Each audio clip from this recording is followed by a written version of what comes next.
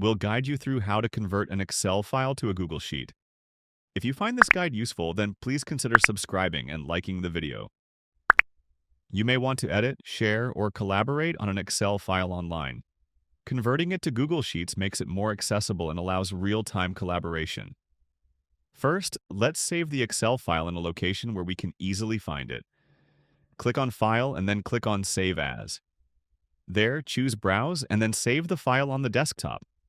Now, open your web browser and click on the grid of squares near your profile picture. Scroll down and select Google Sheets. Once Google Sheets opens, click on Blank Sheet to create a new spreadsheet.